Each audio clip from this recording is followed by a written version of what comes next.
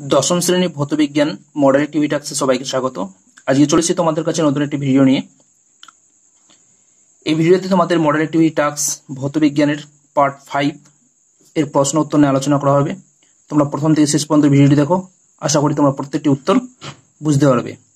আর যদি তোমরা যদি চ্যানেলে নতুন এসে থাকো তাহলে অবশ্যই তোমরা চ্যানেলটিকে অবশ্যই সাবস্ক্রাইব করে নাও। তাহলে শুরু করা যাক আজকে মডেল টিভি টাক্সের প্রশ্ন উত্তরগুলো। দেখো এখানে একের এক প্রশ্নে কি দেওয়া হয়েছে, যেটি মৃদু তড়িৎ বিশ্লেষ্য সেটি হলো। দেখো যেটি মৃদু তড়িৎ বিশ্লেষ্য সেটি হলো কি, এক নম্বর দেওয়া হয়েছে সোডিয়াম ক্লোরাইড, মানে ক নম্বর দেওয়া হয়েছে সোডিয়াম ক্লোরাইড, খ নম্বর দেওয়া হয়েছে অ্যামোনিয়াম সালফেট, গ নম্বর দেওয়া হয়েছে সালফিউরিক অ্যাসিড, ঘ নম্বর দেওয়া হয়েছে অ্যাসিটিক অ্যাসিড। এখানে চারটা অপশন দেওয়া হয়েছে, তো চারটা অপশনের মধ্যে সঠিক হচ্ছে কি অ্যাসিটিক অ্যাসিড। কারণ দেখো সোডিয়াম ক্লোরাইড বা অ্যামোনিয়াম সালফেট বা সালফিউরিক অ্যাসিড হচ্ছে কি তীব্র তড়িৎ বিশ্লেষ্য পদার্থ, কিন্তু অ্যামোনিয়াম অ্যাসিটিক অ্যাসিড যেটা হচ্ছে কি মৃদু তড়িৎ বিশ্লেষ্য পদার্থ। তারপরে দেখো একের 2 নম্বর প্রশ্নটা দেখো কি দেওয়া হয়েছে, অ্যামোনিয়া গ্যাসকে শুষ্ক করতে হলে যে যৌগটি উপযুক্ত, অর্থাৎ অ্যামোনিয়া গ্যাসকে শুষ্ক করতে যে যৌগটা উপযুক্ত সেটা কি, দেখো P4O10, খ নম্বর দেওয়া হয়েছে কি গাঢ় H2SO4, গ নম্বর দেওয়া হয়েছে কি অনার্দ্র ক্যালসিয়াম ক্লোরাইড CaCl2, আর দেওয়া হয়েছে CaO ক্যালসিয়াম অক্সাইড। তাহলে ঘ নম্বরটা হচ্ছে কি সঠিক উত্তর, অর্থাৎ CaO ক্যালসিয়াম অক্সাইড। তারপর একের 3 নম্বর প্রশ্ন দেখো, তাপ পরিবাহিতাঙ্কের SI একক হলো, ক নম্বর দেওয়া হয়েছে WMK ওয়াট মিটার কেলভিন। তারপর খ নম্বর দেখো ওয়াট মিটার -1 কেলভিন, তো গ নম্বর দেওয়া হয়েছে কি ওয়াট মিটার -1 কেলভিন -1, আর ঘ নম্বর দেওয়া হয়েছে কি ওয়াট মিটার -1 কেলভিন -1। তাহলে এখানে দেখো সঠিক উত্তরটা কোনটা হবে, গ নম্বরটা হচ্ছে কি সঠিক উত্তর। এই যে এটা উত্তর হচ্ছে কি সঠিক। আশা করি তোমরা প্রত্যেকটা প্রশ্ন বুঝতে পারলে। তারপরে প্রশ্নগুলো দেখো, 2 এর কি দেওয়া হয়েছে, 2 এ দেওয়া হয়েছে কি নিচের বাক্যগুলি সত্য মিথ্যা নিরূপণ করো। এখানে সত্য মিথ্যা লিখতে বলা হয়েছে, যেভাবে লিখেছি তোমরা সেভাবে খাতার মধ্যে অবশ্যই ভালো করে লিখে নেবে। দেখো 2 এর 1 নম্বর প্রশ্ন কি দেওয়া হয়েছে, তড়িৎ বিশ্লেষণের সময় দ্রবণের মধ্য দিয়ে তড়িৎ পরিবহন করে ইলেকট্রন, এটা মিথ্যা। শুধু ইলেকট্রন তড়িৎ পরিবহন কি করছে, ইলেকট্রন, তাহলে এটা মিথ্যা হবে। তারপরে 2 এর 2 নম্বরটা দেখো, ধাতুর আকরিক থেকে ধাতু নিষ্কাশনের বিজারণ অপরিহার্য, তাহলে এটা সত্য, কারণ বিজারণ প্রক্রিয়ায় ধাতু থেকে কোনো আকরিক থেকে ধাতু নিষ্কাশন করা হয়ে থাকে। তারপরে 2 এর 3 নম্বরটা দেখো, দৈর্ঘ্য প্রসারণ গুণাঙ্কের এককে দৈর্ঘ্যের একক নেই, সেটা অবশ্যই সত্য। তাহলে দেখো সত্য লেখা হয়েছে। এইভাবে তোমরা খাতার মধ্যে পরিষ্কার পরিচ্ছন্ন করে লিখে নেবে। তারপরে যে প্রশ্নগুলো দেওয়া হয়েছে তোমরা দেখো 3 এর প্রশ্ন দেওয়া সংক্ষিপ্ত উত্তর দাও। 3 এর 1, ক্যালসিয়াম কার্বনেটের মধ্যে ভর হিসাবে ক্যালসিয়ামের শতকরা পরিমাণ নির্ণয় করো। যেখানে ক্যালসিয়াম দেওয়া হয়েছে 40। তাহলে এখানে দেখো ক্যালসিয়াম কার্বনেটের সংকেতটা কি CaCO3, অর্থাৎ CaCO3। তো CaCO3 এর আণবিক ভর কত সেটা বার করতে হবে। ক্যালসিয়াম Ca দেওয়াই হয়েছে তোমাদের 40, তাহলে 40 বসালাম। তারপর কি কার্বন অর্থাৎ C এর কত আণবিক ভর কত 12, অক্সিজেন কত 16, আর যে 3 আছে 3টা অক্সিজেন আছে, তার 3 দ্বারা গুণ, তাহলে 40টা বসলো, 12 বসলো, 16 3 কত হয় 48 বসলো।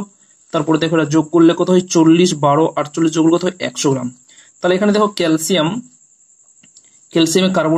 ক্যালসিয়ামের গ্রাম আণবিক ভর কত 40 গ্রাম, আর এখানে আমরা কত পেয়েছি ক্যালসিয়াম কার্বনেটের আণবিক ভর কত পেয়েছি 100 গ্রাম।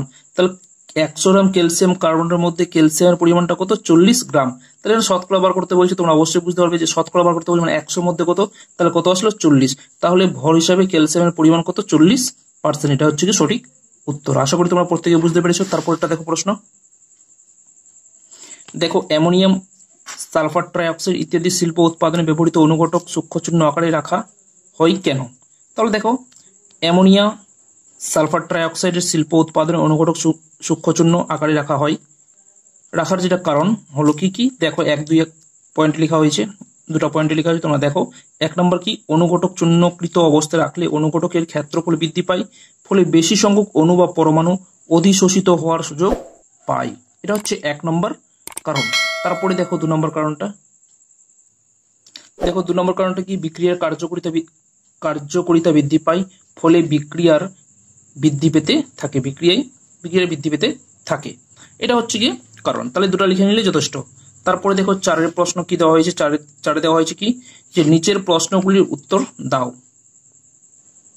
দেখো কি দেওয়া হয়েছে 4 এর 1, একটি তড়িৎ কোষের তড়িৎচালক বল 10 ভোল্ট ও অভ্যন্তরীণ রোধ 2 ওহম তড়িৎ কোষটির 8 ওহম রোধের সঙ্গে যুক্ত করা হলো। রোধটিতে 60 সেকেন্ডে কত জুল তাপ উৎপন্ন হবে তা নির্ণয় করো। তাহলে দেখো এখানে কি কি দেওয়া আছে। এখানে তড়িৎ চালক বল যেটাকে ই ধরা বলা হয়, তো ই সমান কত 10 ভোল্ট দেওয়া হয়েছে।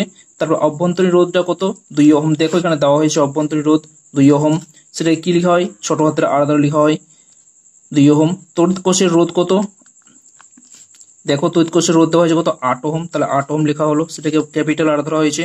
আর সময়টা কত, সময়টা দেখো 60 সেকেন্ড উল্লেখ করা হয়েছে, তাহলে 60 সেকেন্ড লেখা হলো। তাহলে এখানে ফর্মুলা আমরা জানি কি E equal to I into R plus capital R plus small R.